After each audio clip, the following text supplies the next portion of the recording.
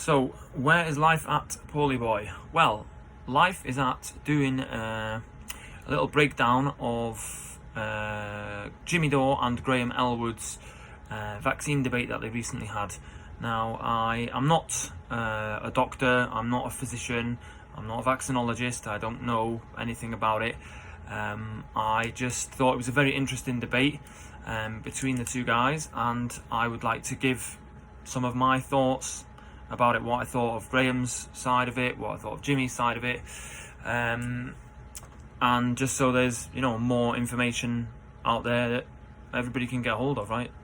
And do with it as you want, what you will, and we'll go from there. Now, I got to say, obviously, I am not friends with Jimmy Dore or Graham Elwood. I don't know either of them personally. I've just seen them on YouTube, and I just, like I said, found their debate very interesting. So I thought I would break it down. Now, just as a disclaimer here, I am not all fancy pants with the YouTube and editing and stuff like that. I am literally filming this on my phone, which is perched up against the laptop, which I'm going to have the debate playing on as I film this with subtitles on, but I've also made some notes, right? I got like 2 pages worth of notes, and we'll see how I go. I'll point out a few things, and I've just got the video running in the background, the debate running in the background, to sort of refresh my memory as I go. So let's see what happens. I might have to make a couple of videos for the breakdown of this, but let's see what happens. So I've got the debate queued up, and it's at about 5 minutes, and it's about where Jimmy and Graham are talking about this tweet that was sent out by a woman, and then Max Blumenthal sort of called Graham out and said, you shouldn't be sort of slamming people on Twitter for spreading vaccine misinformation, blah blah blah, etc etc. So obviously that's why this debate has come about. Graham's phoned Jimmy up, their friends, after seeing these comments by Max Blumenthal. He's phoned Jimmy up, and Jimmy has said, right, okay, let's, in all fairness, let's have you on, let's have a debate, and Graham's accepted it, and that's what should be done, right? That's just great. But like I said, when I first watched this debate, me personally, judging from what we know now about COVID, which is obviously 2 and a bit years into this, I was a little bit shocked actually at the amount of fear that Graham was spreading in this debate, or trying to spread, I guess.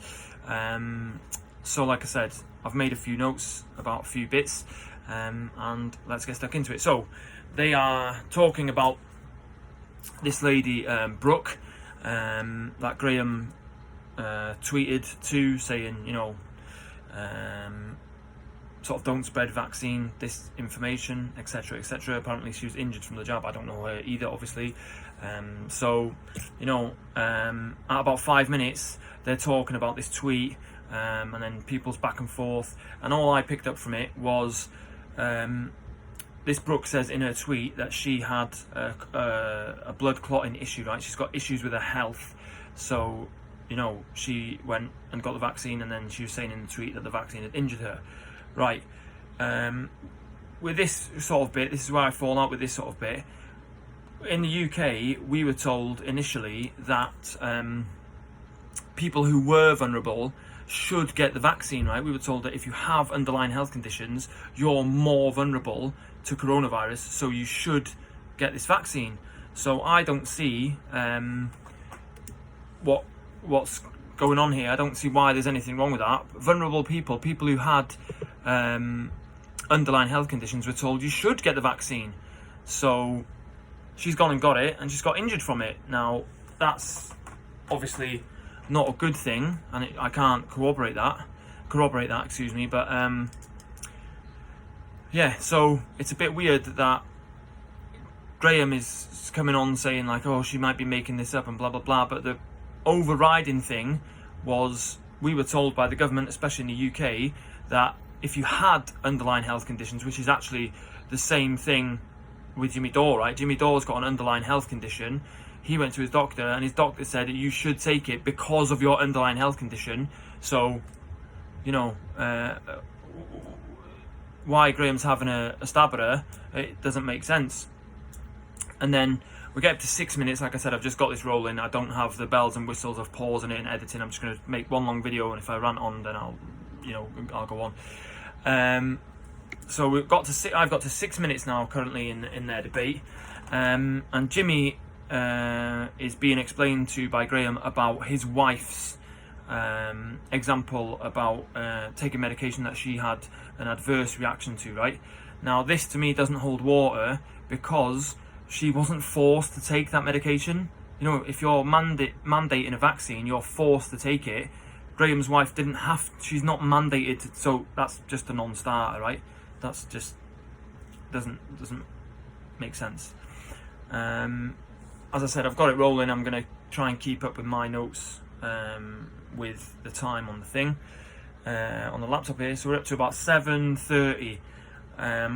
In my notes here, I've got Graham is up on his high horse about telling unvaccinated people, his unemployed third choice, that you shouldn't come to his comedy gigs if you don't want to, you know, be vaccinated or whatever, and you don't want to show proof of test. You know, don't come to his gigs. All right, he says don't come to my gigs, right? But then later on in the debate, he says, "Oh, I'm losing money, and basically loss of income. No one's coming to my shows. I had to cancel my tour." You can't have it both ways. You can't tell people to not come to your shows. Say, "Oh yeah, you unvaccinated lot, don't come to my shows." But then in the same debate, 20 minutes later, you're moaning about cancelling tours and all this sort of stuff. Like, you can't make people get a medical procedure just so you can have a show. Like, what's that about? Do you know what I mean? Sorry. And then, what are we up to now? We're keeping it rolling here. Right, we're up to 8 minutes, right? So what have I got? He complains about losing money at 8 minutes. But 30 seconds earlier, he's telling people not to come to his show. There we go, right? He's telling people not to come to the show, but then he's complaining about losing money. Like, do you want the money or not? You know what I mean? If you believe that the vaccine works, then you should let people come to your show, right? If the vaccine only protects you, so if you're vaccinated and you want to do your comedy show, you do it. What's the big deal with that? You can't force other people coming to your show for your safety to take a vaccine. If you think the vaccine works, then you take it and you do the comedy show. Like, or stop moaning about losing money, or go and be a chippy or a bricklayer or something like that. Do you know what I mean? Like, there we go, right? What are we up to? Let's keep going. 9 minutes. 8:30. I've got fake science. The majority of doctors and scientists agree. Really, I wouldn't say that. I wouldn't say a majority of doctors and scientists agreed on anything at the moment with this COVID. All we can say is that people like Robert Malone are being banned off Twitter for his stance on it, right? He's the guy who created a few of the mRNA vaccine platforms. He's been on Joe Rogan for 3 hours talking.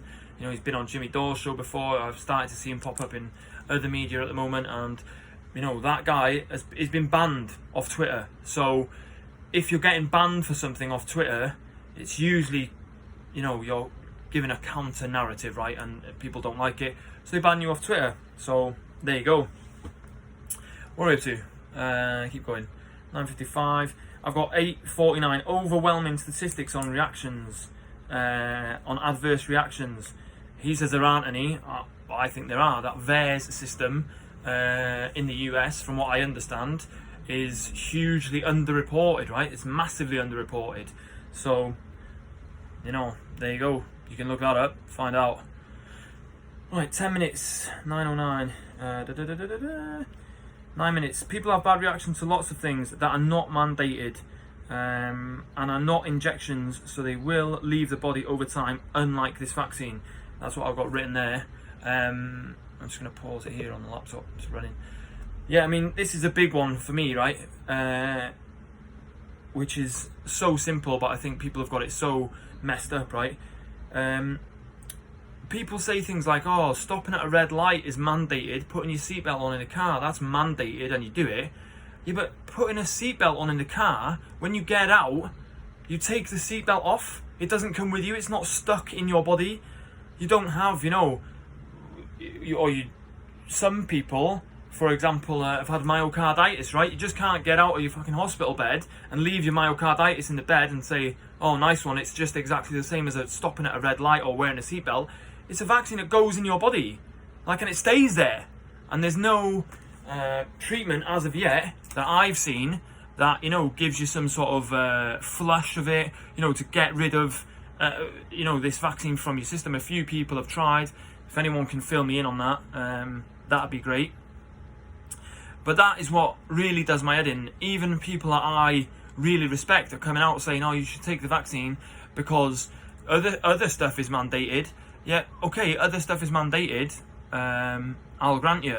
But you're talking about a medical procedure here that you can't just, leave behind when you get out of the car, or, possibly cause a traffic accident if you run through the red light. Yeah, okay, those are the dangers, which we all know about. But the danger of getting an injection that you can't get out of your body is far higher than, not wearing a seatbelt or whatever, because it's with you for life. You could get permanently damaged, or you could get damaged for a really long time, right? And nobody at the moment knows how long that's going to be like. See, the comparison of saying, oh yeah, it's like a seatbelt and that's mandated, stopping at a red light, that's mandated, it's ridiculous. I can't believe that people even, use that one. That's just stupid. Right, what am I up to? 10:37. Okay, I'm going to keep on my notes, keep that paused. I've got a quote here from Graham at 9:09. He says, that's how medicine and human body works. Yeah, well, exactly. That's why you shouldn't mandate it, because you don't know exactly how medicine and the human body works, and you don't know how every individual person, height, weight, exercise level, cardiovascular activity, all these sorts of things, underlying health conditions, you don't know how these people are going to react to that, right? So Graham says things like, oh, that's how medicine and the human body works, we just don't know yet. I know that, so he's making a point of that's why you shouldn't mandate it. You shouldn't mandate it because some people are going to have adverse reactions to it. Like, you're making the case for Jimmy against you on your own. Like, what are you doing? Like, you're just crazy. So, yeah, I mean, that makes sense, right? It seems to flip-flop quite a lot, and I don't think, Graham has the capacity, right, he obviously does a podcast, he has a studio, I don't, right? I'm just trying to remember things that I've, written down here, and I don't think Graham's really prepared for this. Now, I would consider the fact that I've made notes, 2 pages of notes, and I've watched this debate, countless, I want to say up to 10 times now, and to as far as I can prepare, that's what I've done, right? I can't do editing, I just don't do it. My YouTube channel is just me on my phone, right? But he's obviously got a podcast. He could have prepared more for this, to stop himself, coming off a bit sort of weak, right? And sort of flip-flopping back and forth. Anyway, I'm up to 10:37 on the lecture, 10:36 on my notes. Graham says sometimes the government overreaches. We know that, and I've put, like that time when they forced everyone to take an untested vaccine or lose their job. Like, yeah, sometimes the government overreaches. Yeah, no shit, sometimes the government overreaches, but it doesn't overreach to the point where they say, you take this jab now, or you're going to lose your whole income, livelihood, like the whole bit. Like, that they've never overreached before, to that extent anyway, where you're forcing people to take a medical procedure, or they lose their job. Like, what are you on about? 10:48, I've got here, Graham makes a comment about this is a once in 100-year pandemic, which he, casts it in a sort of negative light to say, oh, it's only going to happen once in 100 years, just get all this vaccine into everybody's arm and then it's going to go away, right? But that's not going to solve it. If it is a once in 100-year pandemic, I would say that you want to be the government that came out to help the people by building hospitals, getting more beds, etc., etc., and saying, remember that once in 100-year pandemic? We smashed it, right? We got it. You don't want to be the government that says, oh, remember that once in 100-year pandemic when we forced you all to get this vaccine, and now, God knows how many of you have had adverse reactions, your health's in the toilet, etc., etc. If you want to say that, then use it as a positive thing, right? Don't just say, oh, it's once in a 100-year pandemic, it's never going to happen again. Just get this jab just this once, and then we'll all be okay. It's not going to happen for another 100 years. No, if it's once in 100 years, get everything you can onto it, right? Show the people that you're there for them. Show them that you can organise, get construction on the go, get beds on the go. They did it in the UK. They turned squash courts and gyms and pools and stuff into these Nightingale hospitals when this first kicked off, and then they just didn't seem to use them. So you can do it. It can be done. Getting more beds and stuff can be done, but I think you should cast that in a positive light as opposed to casting it in a negative light, where you just say, oh, it's once in a 100-year pandemic, let's get out of it, super quick, inject everybody, carry on, right? Not good enough, I'm afraid. Right, 11 minutes, I'm going to carry on playing this. I've got here, at 11 minutes, Graham's making some mandate comparisons, or him and Jimmy are making some mandate comparisons. Oh, there you go, once in a 100-year pandemic. I'm not a doctor, but seen as a threat. Get people to super critical doctors. Dun, dun, dun. Yeah, it's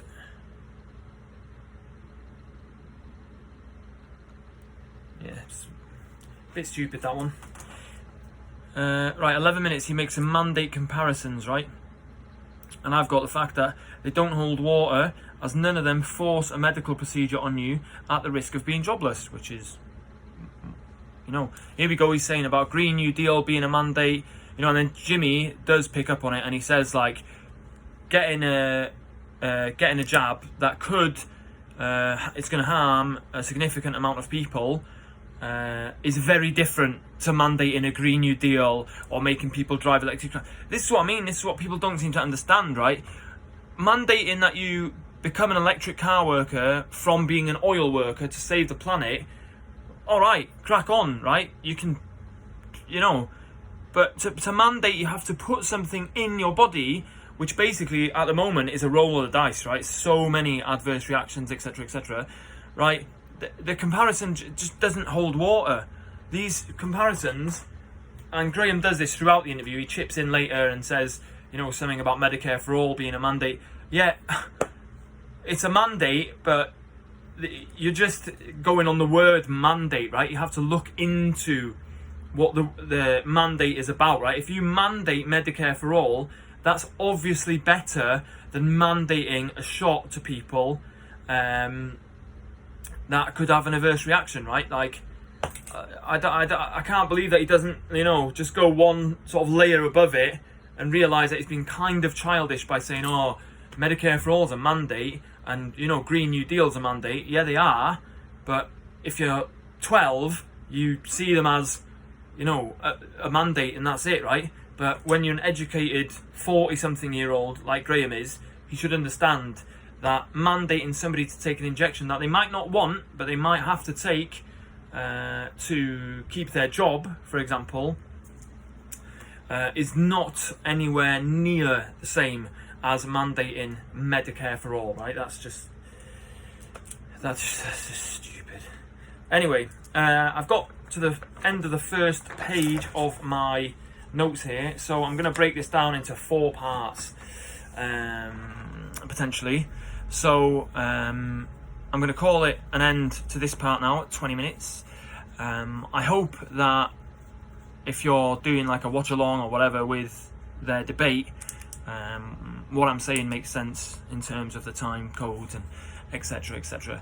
So I'm going to leave it at that for now, and I'll do a part 2 soon.